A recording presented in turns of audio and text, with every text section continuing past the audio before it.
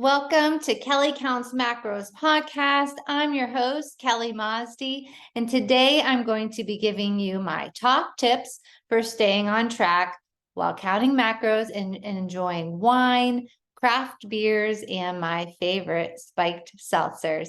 I get asked this question all the time. How do you have the lean muscle that you have and still enjoy alcohol? So, something I ask all of my private clients when we first start working together is, what are your non-negotiables? What I mean by this is, what are those things that you can't or don't want to live without? Okay, what's the number one answer I hear you wonder? Alcohol. As a macro coach, it is my job to help my clients put together a nutrition plan that accounts for each one of my clients' personal preferences, their lifestyle, and their unique characteristics. I'm not going to have you do the same thing that you've always done and expect a different set of results. I'm not going to sit here and tell you that you can't drink alcohol. Instead, I like to educate my clients. So first, on alcohol's effect on the body. Next, on how you can include it in your nutrition plan without sabotaging your goals. And lastly, on macro-friendly drinks for the next time you're out. So, alcohol facts and its effects on the body. Alcohol makes you fat. No, it doesn't. False. Being in a chronic calorie surplus for weeks or months on end makes you gain weight, regardless of whether those calories are from Blue Moon, martinis, White Claw, or they're from chicken breast, broccoli, and brown rice. As long as you're eating in a calorie deficit or even at your maintenance level intake, it's impossible that drinking alcohol will make you fat. Whereas, where we went over before, protein and carbs have 4 calories per gram, fat has 9 calories per gram, alcohol has 7 calories per gram. So let's talk about how alcohol affects our bodies. So think of your body as a factory, and within that factory, there are different workers, and they're responsible for different tasks and processes. In one corner, you have the workers responsible for building muscle. In another, you have the workers responsible for producing sex hormones. And in yet another, there are workers who are taking care of digesting, metabolizing, and transporting the food and nutrients that you consume.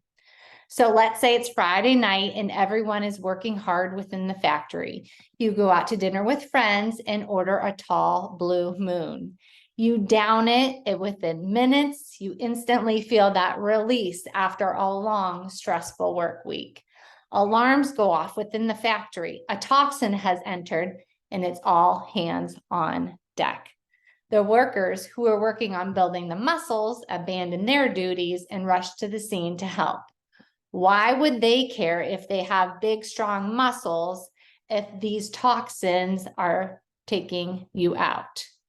The workers who were responsible for producing sex hormones drop what they're doing. Sex drive, reproducing, babies, that won't be an option if this toxin takes you out. So no need to worry about that. And the workers who were busy digesting the pizza and wings you just smashed and washed down with that beer stop what they're doing and shift their focus to eliminate the toxin too. So, moral of the story, when you drink alcohol, your body senses it as a toxin, and it's all hands on deck to metabolize it and eliminate from the body. So, for a period of time, all the processes in the body, including those that are essential to reaching your goals, are put on hold. So remembering the thermic effect of food and how protein has the highest at 30%, well, you may be surprised to hear that alcohol has a similar TEF at 22.5%, which means the body expends quite a bit of energy metabolizing it. However, whereas protein has a high TEF and is very satisfying, alcohol has a high TEF and is not very satisfying. So alcohol does not have the same satiating quality. So studies have actually shown that the increase in food intake when alcohol is consumed either before or during meals, that the weight gain people typically blame on alcohol is rarely due to the alcohol itself, but rather to the large amounts of calorie-dense foods they eat when they have the drunchies, right? The drunk munchies, and they throw their inhibitions to the wind. So how do we log and track alcohol? So tracking alcoholic beverages to ensure they fit within your daily macro targets is actually relatively simple. Unfortunately, listings for alcohol are rarely correct in any of the tracking apps, and the nutrition facts on the label are not correct. So let's take a White Claw, for example. When you look at the label, it says 0 fat, 0 protein, and 2 carbs. Something doesn't add up here. So if this were true, how many calories would this can of White Claw be? Remember, 1 carb equals 4 calories. So this whole can of White Claw should only be 8 calories. It's definitely not only 8 calories. As I know well, there are 100 calories in a White Claw. So what do? So that White Claw, which is 100 calories, we need to convert those to A, carbs, B, fats, or C, carbs and fats.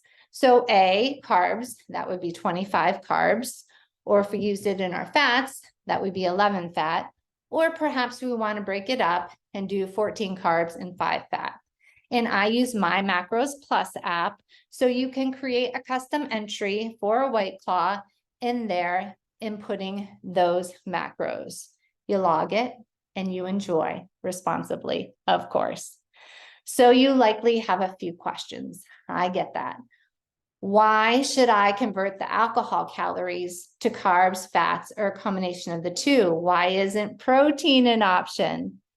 In full transparency, when my private clients track their alcoholic beverages, I always have them convert to carbs, and I do so for a few reasons.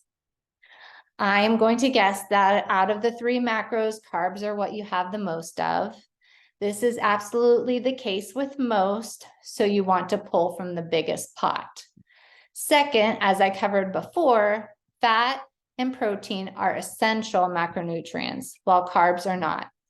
I don't want to take up all of my fat from alcohol. With regards to why I have never assigned or suggested using protein conversion, so especially if building muscle is a major goal of yours. So if you track your alcoholic beverages using your protein macros, you won't be providing your body with the necessary building materials for muscle. Now, I did say that carbs are not essential, but if you do not eat carbs, I can promise you, you're going to feel like crap. So please stop reducing the carbs. We need carbs. Our body likes carbs. So how do I know which macro conversion is right one for me, right? So now, just because I mention using carbs when drinking doesn't mean that you have to. The conversion you choose is going to be dependent on your individual preference and macro numbers. If your fat intake is already low, then you probably need to default to using the carb conversion. On the flip side, if your carb intake is low, you may need to default to using the fat conversion. Or maybe you're someone who has a fair amount of both fats and carbs, and you don't like the idea of completely draining one during your drinking shenanigans. You'd be a good candidate for using both the carb and fat conversion. So if and when you do choose to drink, there are drinks that are more macro friendly than others that will allow you to get more bang for your macro buck. To start, you'll want to avoid high calorie and high sugar drinks such as margaritas, Long Island iced teas, daiquiris, heavy beers, White Russians, pina coladas. If you have mixed drinks or need a chaser, you'll want to turn to water, club soda, diet tonic water, diet soda, maybe a Crystal Light or Mio packet. So while a pina colada may be delicious, it's probably like 250 calories each.